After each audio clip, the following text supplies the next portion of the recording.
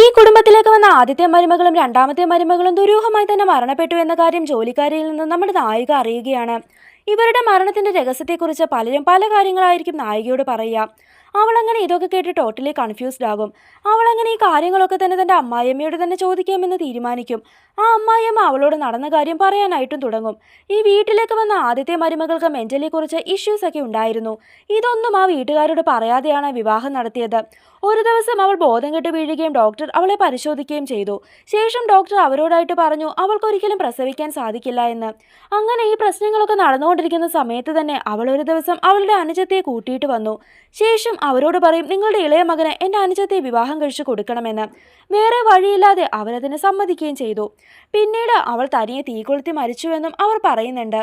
അങ്ങനെ ഇതൊക്കെ കേൾക്കുന്ന ഹീറോയിന് മനസ്സിലാകും അവൾ അവൻ്റെ രണ്ടാമത്തെ ഭാര്യയാണെന്നുള്ളത്. അവൾ ആ വീട്ടിൽ പ്രശ്നമുണ്ടാക്കുമ്പോൾ ആ വീട്ടുകാർ തന്നെ അവളോട് പറയുന്നുണ്ട്, ഈ കാര്യങ്ങളൊന്നും ഞങ്ങൾ മറച്ചു വെച്ചിട്ടില്ല, നിന്റെ അമ്മയ്ക്ക് എല്ലാം അറിയാമായിരുന്നുവെന്ന്. മാത്രമല്ല 2 ഏക്കറോളം വരുന്ന നിലവും നിനക്ക് പകരമായിട്ട് എഴുതി കൊടുത്തിരുന്നുവെന്നും പറയുന്നു. ഇതൊക്കെ കേൾക്കുന്ന നായിക അവളുടെ അമ്മയെ വിളിച്ച് ശരിക്കും ചൂടാവുന്നുണ്ട്. ഇവർക്ക് എന്നെ കല്യാണം കഴിച്ചു കൊടുത്തതല്ലല്ലേ, വിറ്റതാണല്ലേ എന്ന് ചോദിക്കുന്നു.